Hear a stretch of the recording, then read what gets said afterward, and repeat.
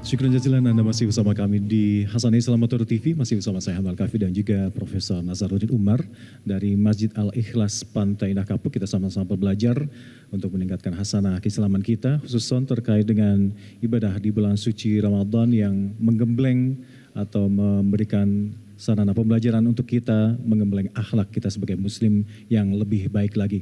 Prof, tadi saya tertarik dengan yang digarisbawahi Prof pertama kali, ya ini sarana untuk pembelajaran pengendalian diri atau sabar di situ. Ini salah satu hal yang agak susah dan belajarnya sampai sekarang untuk sabar ini bagi saya. Ada paparan lebih lanjut nggak Prof terkait dengan bagaimana keutamaan sabar itu sehingga diutamakan untuk belajar mengendalikan diri di bulan suci Ramadan ini? Tafadhol Prof. Iya, pembelajaran pengendalian diri yang paling efektif itu puasa. Coba di kulkas ibu kan penuh, ada cendolnya, ada kopinya di situ, nggak ada yang lihat. Itu merdeka, itu halal kok. Jangankan itu, suami istri kan juga itu halal. Tapi nggak boleh dilakukan siang hari Ramadan. Ya kalau nggak ada pengendalian diri, bahaya itu. Makanya itu latihan untuk menahan diri meskipun halal, apalagi yang haram. Nah itu. Kemudian juga pembelajaran Al-Quran pada bulan suci Ramadan. Karena bulan Ramadan itu kan turunnya pada bulan suci Ramadan ya kan awalnya. Dan dengan demikian banyak sekali pembelajaran baru dalam masyarakat itu pada waktu bulan suci Ramadan. Dan banyak sekali ayat-ayat itu yang turun pada bulan suci Ramadan. Ya, jadi kita juga kan yang penuhi dakwah di mana-mana, di TV, di radio, di mal-mal, di masjid-masjid, bahkan di TV itu kita lihat ya, yang tidak penceramah itu juga tiba-tiba menjadi penceramah, pelawak pun juga itu berceramah. Jadi pendidikan itu ada di mana-mana pada bulan suci Ramadan. Di mal-mal sudah pakai jilbab, pakai kerudung, walaupun non-muslim. Itu bentuk toleransi. Gak ada yang merokok di sembarang tempat. Ya, kemudian barnya, restorannya itu pun juga ditutup dengan kain gelap. Jadi itu mendidik orang untuk jangan mendemonstrasikan perbedaan di tengah orang yang puasa. Nah, itu kan pendidikan umat yang paling bagus. Toleransi, pendidikan toleransi. Jangan mentang-mentang tidak muslim tapi seenak-enaknya mendemonstrasikan makan di depan keramaian, merokok di dalam kereta, di bus. Kasihan orang itu berpuasa itu terpaksa tahan napas tuh karena nggak mau menghirup bau rokok. Nah, banyak sekali aspek-aspek pendidikan pada bulan suci Ramadan. Terima kasih. Baik, Prof, saatnya kita memberi kesempatan lagi kepada para jamaah di sini untuk bertanya langsung kepada Prof Nazar di sini. Silakan. Bismillahirrahmanirrahim. Assalamualaikum warahmatullahi wabarakatuh. Waalaikumsalam warahmatullahi wabarakatuh. Perkenalkan, nama saya Ibu Nela dari Majelis Talim Al-Barokah, Kapuk Cengkareng. Mohon izin Prof untuk bertanya, mengapa puasa menjadi sarana paling efektif untuk melatih sabar dibanding ibadah lainnya? Terima kasih pertanyaan dari saya. Assalamualaikum warahmatullahi wabarakatuh. Waalaikumsalam warahmatullahi wabarakatuh. Baik, Prof. Iya, karena dalam bulan puasa itu banyak sekali larangan.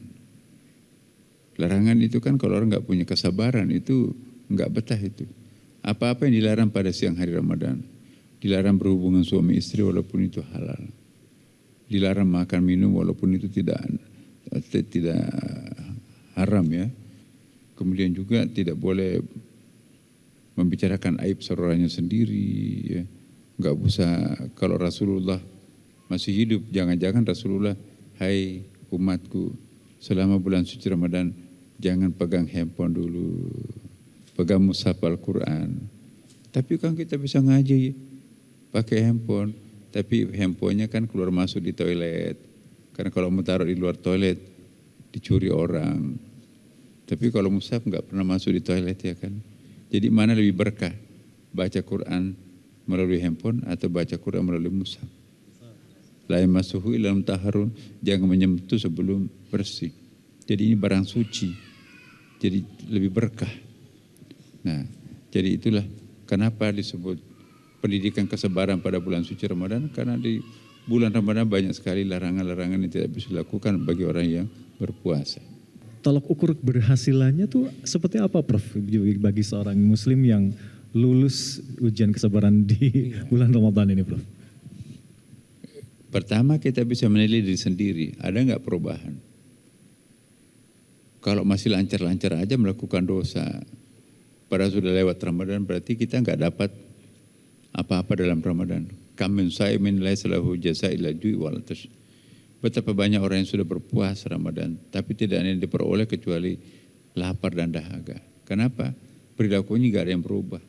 Masih suka bohong, masih suka membicarakan aib orang lain, ya, masih suka marah-marah, kemudian juga masih malas, dan perbuatan-perbuatan yang negatif masih berlanjut sesudah mereka itu berpuasa. Itu puasanya nggak efektif. Puasa yang efektif itu ngerem mulutnya untuk tidak ketawa terbahak-bahak. Ya, selama mulut ini masih dipakai ketawa terbahak-bahak, itu Ramadan itu nggak ngefek itu ya. Rasulullah pernah menjumpai kerumunan anak-anak muda. Ketawa ya mungkin semacam lawakan dari situ. Atau komedi-komedian itu. Nabi berhenti. Hai, lagi ngapain kalian? Pada ketawa terbahak-bahak gitu. Seandainya kalian tahu apa yang saya tahu, pasti kalian tidak akan melakukan itu. Pasti kalian lebih banyak menangis daripada ketawa. Ya, akhirnya pemuda itu berhenti. Nah, saya mohon kepada kita semuanya, bulan suci Ramadan itu jangan banyak ketawa Bapak Ibu. Banyak menangis lah. Tangisi dosa masa lampaunya. Masalahnya sekarang, TV-TV menyuguhkan kita dengan lawakan-lawakan tengah malam. Mestinya orang itu menangis tengah malam, masa diajak orang untuk ketawa terbahak-bahak di tengah malam. Enggak ada pelawak yang nganggur pada bulan suci Ramadan. Nah, jangan-jangan ya itu agen-agen iblis mempengaruhi kita untuk banyak ketawa. Rasulullah bersabda, orang yang suka ketawa terbahak-bahak itu dicabut berkah wajahnya. Ya. Kalau habis ketawa terbahak-bahak Ibu, istighfar 100 kali. Ya. Kenapa? Karena muka itu enggak berwibawa itu kalau suka ketawa. Tersenyum simpul itu sunat, tetapi terbahak-bahak sampai keluar dari matanya itu mabuk namanya itu. Ya, kata Rasulullah, seandainya Anda tahu apa yang saya tahu, pasti lebih banyak matanya digunakan untuk menangis daripada ketawa.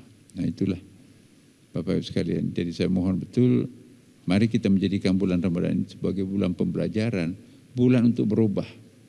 Kalau Ramadan tidak mampu merubah perilaku kita, apalagi yang bisa merubah kita?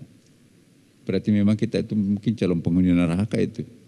Kalau Ramadan tidak mampu merubah perilaku kita menjadi lebih baik, innalillah, astagfirullah. Jangan-jangan memang kita ditakdirkan untuk penghuni neraka. Tapi begitu Ramadan berhasil merubah pandangan hidup kita, ya, way of life kita itu berubah, kemudian juga bertetanggaan kita juga sudah mulai baikan, kemudian suami juga kita sudah mulai respect, kemudian anak-anak kita juga sudah mulai memaafkan, dan kemudian juga teman-teman di kantor itu kita punya pengertian yang lebih tinggi. Itu tanda-tandanya bahwa ada athar, ada bekas-bekas ibadah di situ. Simahum fi wujuhihim min athari sujud, muncul tanda-tanda sujud di mukanya. Itu yang kita harapkan. Kira begitu. Baik, syukur jazilan Prof. Semoga asar siam ya, mungkin tanda-tanda kita berpuasa ini agar senantiasa dinilai lulus oleh Allah Subhanahu wa taala tadi, selalu bermuhasabah ya Prof ya. Kita evaluasi diri apa yang telah kita lakukan di sebelumnya, merenungi diri di bulan suci Ramadan adalah hal yang dianjurkan oleh Rasulullah SAW. Dan pemirsa, Hasanah Islam Metro TV akan kembali untuk Anda usai jeda berikut ini. Tetap bersama kami.